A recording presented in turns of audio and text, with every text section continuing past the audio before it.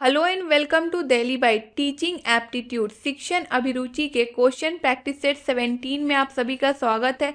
इससे पहले मैंने टीचिंग एप्टीट्यूड के सारे लेक्चर्स को कवर करवाया है और 16 क्वेश्चन प्रैक्टिस सेट को कवर करवाया है, जिसे देखने के लिए आप हमारे चैनल के प्लेलिस्ट में जा सकते हैं। वहाँ पे टीचिंग एप्टीट्यूड शिक्षण अभिरुचि नाम का प्लेलिस्ट बना होगा, जहाँ पे ये सारे ही लेक्चर्स आपको सीक्वेंस वाइज मिल जाएंगे। इन सभी वीडियो लेक्चर्स को आप एक एक करके देख सकते हैं और इसी प्लेलिस्ट में आप लोगों को क्वेश्चन प्रैक्टिस सेट भी मिल जाएगा। तो चलिए हम देखते हैं हमारा पहला प्रश्न, इनमें से कौन सा करेक्ट है या एप्रोप्रिएट है, सही है।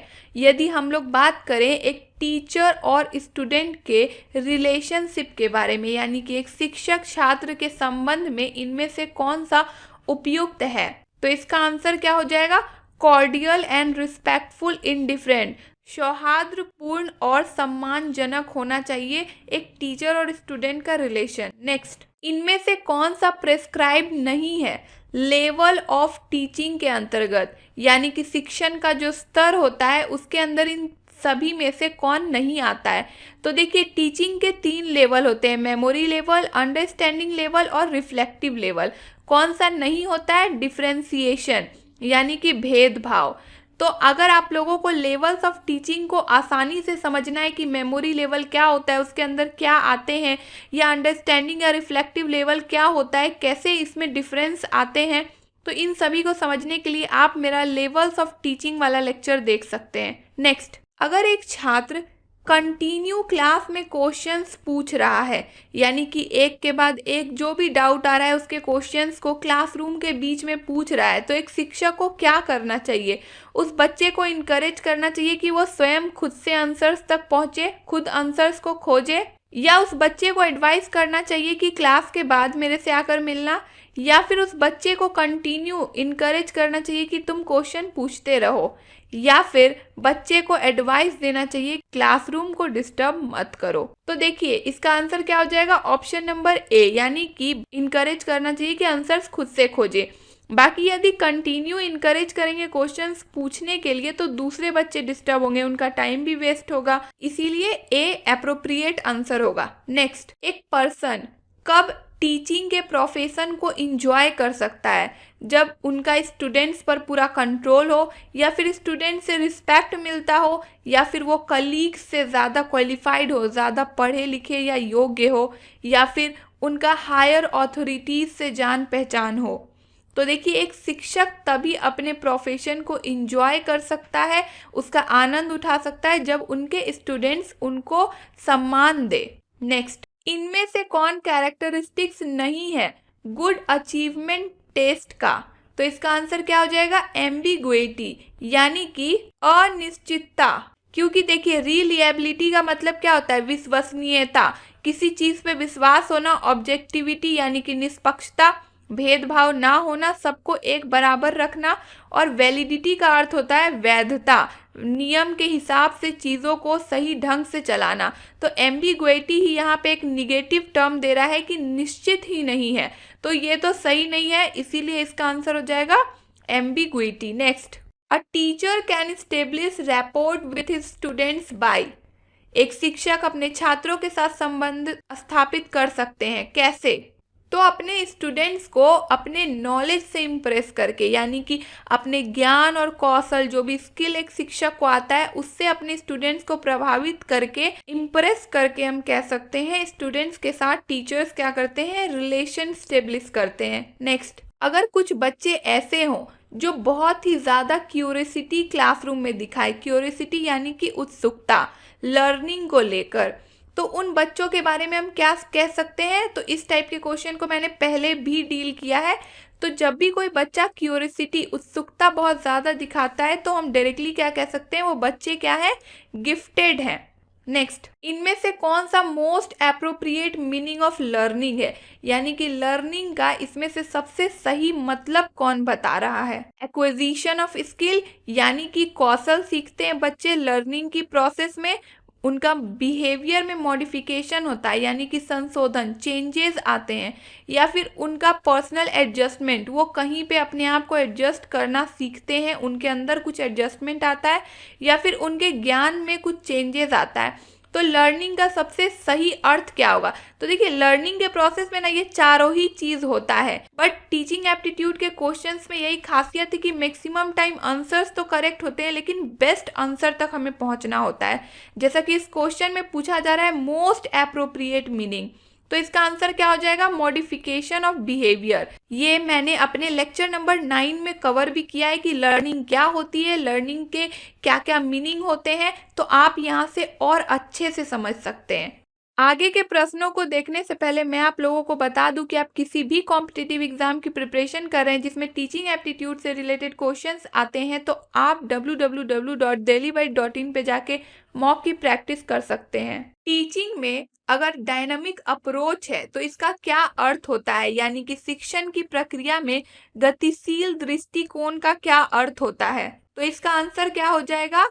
The student should be required to learn through activities, यानी कि विभिन्न प्रकार की गतिविधियों के द्वारा या विभिन्न प्रकार की गतिविधि के माध्यम से लर्निंग की प्रोसेस को कंप्लीट करना डायनामिक प्रोसेस कहलाता है टीचिंग में। नेक्स्ट, इनमें से कौन कौन से स्किल ऐसे हैं जिनकी जरूरत पड़ती है यदि आप आज के टीचर बनना चाहते हैं, यानी कि प्रेजेंट टाइम के यदि आप एक शिक्षक बनना चाहते हैं, तो आपको इनमें से कौन कौन सा स्किल आना चाहिए जिससे कि आप इफेक्टिव वे में क्लासरूम में एडजस्ट कर पाएंगे, यानी कि टीचिंग लर्निंग के प्रोसेस में खुद को इफेक्टिवली एडजस्ट कर पाएंगे। किन स्किल के द्वारा? आपको नॉलेज होना चाहिए टेक्नोलॉजी का, आपको टेक्नोलॉजी का यूज आना चाहिए टीचिंग लर्निंग के प्रोसेस में, या फिर आपको नॉलेज होना चाहिए कि स्टूडेंट्स की क्या डिमांड है, क्या नीड है, या फिर आपको जो भी आप पढ़ा रहे हैं उस कंटेंट में मास्टरी होना चाहिए। तो इसका आंसर क्या हो जाएगा? ऑप्शन नंबर सी, यानी कि 2, 3, 4। देखिए, पहला गलत क्यों है? आपको यदि तकनीक की ज्ञान है तो उस ज्ञान का आप क्या कर रहे हैं, यहाँ पे ये एक्सप्लेन्ड नहीं है। लेकिन यही अगर आप सेकेंड ऑप्शन देखते हैं तो टेक्नोलॉजी का यूज टीचिंग लर्निंग प्रोसेस में यहाँ पे पूरी तरह से डिफाइंड है, इसीलिए ये ऑप्शन करेक्ट है और ये करेक्ट नहीं है। तो देखिए, टीचिंग एप्टीट्यूड के क्वेश्चंस को बहुत बारीकी से सॉल्व करना पड़ता है, इसीलिए मैं आप लोगों को सजेस्ट करूंगी कि आप लोग मॉक जितना ज्यादा हो सके उतना दीजिए। नेक्स्ट, एक क्लासरूम में टीचर यानी कि शिक्षक मैसेज सेंड कर रहे हैं, हो सकता है वो मैसेज वर्ड्स में हो या फिर इमेजेस यानी कि पिक्चर्स के फॉर्म में हो, तो वहां पे स्टूडेंट क्या होता है, यानी कि एक कक्षा में एक टीचर मैसेज कुछ संदेश देते हैं, वो संदेश हो सकता है कि रिटन फॉर्म में हो या फिर किसी इमेज के फॉर्म में हो, तो वहां पे एक स्टूडेंट क्या होता है? Encoder, decoder, agitator, propagators. तो इसका आंसर क्या हो जाएगा? Option number B, decoder. तो देखिए, जब भी कोई मैसेज लिखता है, जैसे कि यहाँ पे शिक्षक ने मैसेज लिखा रिटन फॉर्म में या फिर इमेज के फॉर्म में, तो एक शिक्षक यहाँ पे क्या हो जाते हैं? इनकोडर। ओके, और उसी मैसेज को जब कोई रीड करता है तो वो क्या हो जाता है? डिकोडर। इसीलिए यहाँ पे स्टूडेंट डिकोडर है, क्योंकि टीचर ने मैसेज भेजा तो उसे रीड कौन करेगा या पढ़ेगा कौन? तो स्टूडेंट, और स्टूडेंट हो जाएगा decoder. Next, questioning in teaching is most useful in, शिक्षण में प्रश्न करना सबसे उपयोगी है कब? जब हम बच्चों को एक्टिव रखना चाहते हैं, ये इंश्योर करते हैं कि जो शिक्षार्थी है वो बहुत अच्छी तरीका से सक्रिय रूप से भागीदारी निभाए शिक्षण की प्रक्रिया में, तब हम क्या करते हैं?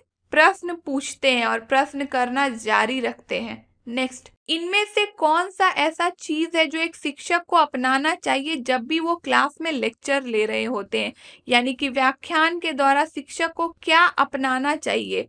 तो देखिए, एक शिक्षक को प्रेसाइज और हाई टोन यानी कि एक सटीक और उच्च स्वर अपनाना चाहिए, ताकि आगे के बच्चे हो या लास्ट बेंच में बैठे हुए बच्चे हो, सभी को साउंड उनका बहुत अच्छे से सुनाई दे। इसीलिए प्रेसाइज और हाई टोन, सटीक और उच्च स्वर रखना चाहिए। नेक्स्ट, टेक्नोलॉजी बहुत ही जरूरी है, एसेंशियल है एजुकेशन में, क्यों? तो इसका आंसर क्या हो जाएगा? टीचिंग लर्निंग के प्रोसेस को बहुत ही इफेक्टिव और इफिशिएंट यानी कि प्रभावी और कुशल बनाने के लिए टेक्नोलॉजी का यूज एजुकेशन में होना बहुत ही जरूरी होता है। बाकी के जो ऑप्शंस है देखिए कि हाई स्टैंडर्ड एजुकेशन सिस्टम को मेंटेन रखना, या फिर एलीट इंस्टीट्यूशन दिखाने के लिए, या फिर टीचिंग के प्रोसेस को लेस बर्डनसम दिखाने के लिए, ये सब बहुत जस्टिफाइड आंसर नहीं है इन कंपैरिजन टू कि टीचिंग को इफेक्टिव और इफिशियंट बनाना है। इसीलिए आंसर हो जाएगा ऑप्शन नंबर सी। नेक्स्ट, जो लेक्चर मेथड होता है टीचिंग का वो बहुत ही इफेक्टिव होता है। कब? जब हम कोई नया टॉपिक इंफॉर्मेशन दे रहे हो, बच्चे को इंट्रोड्यूस कर रहे हो कोई नया इंफॉर्मेशन या कॉन्सेप्ट, या फिर कुछ नया स्किल सिखा रहे हो, या फिर हम लोग ये देखना चाह रहे हो कि शिक्षार्थी क्या सीखे हैं, क्या समझे हैं, या फिर हम लोग स्टूडेंट्स को प्रोत्साहित करते हैं कि उनकी भागीदारी लर्निंग के प्रोसेस में बहुत ज़्यादा हो, तो किस लिए लेक्चर मेथड बहुत ही अप्रोप्रिएट होगा और अफेक्टिव होगा। तो इसका आंसर क्या हो जाएगा? ऑप्शन नंबर ए, यानी कि कुछ भी नई जानकारी देनी हो, नई अवधारणा या कॉन्सेप्ट बताना हो, तो हम लेक्चर मेथड का यूज़ कर सकते हैं। This was all for this video lecture. आप लोगों को टीचिंग एप्टीट्यूड के लेक्चर्स यदि सीक्वेंस वाइज चाहिए तो आप हमारे चैनल के प्लेलिस्ट में जा सकते हैं। वहाँ पे टीचिंग एप्टीट्यूड शिक्षण अभिरुचि नाम का प्लेलिस्ट बना होगा, जहाँ पे ये सारे ही लेक्चर्स आपको सीक्वेंस वाइज मिल जाएंगे, और इसी प्लेलिस्ट में आप लोगों को क्वेश्चन प्रैक्टिस सेट भी मिल जाएगा। आप लोगों को आगे आने वाले वीडियो लेक्चर्स के अपडेट चाहिए तो डेली बाइट्स को सब्सक्राइब कर ले और बेल आइकन को भी प्रेस कर ले। And also follow and connect with us for updates and queries on WhatsApp, Facebook, Telegram and Instagram. Links are available in the description box. Stay tuned, stay updated, and don't forget to follow your dreams and do comment your views in the comment section. Thank you.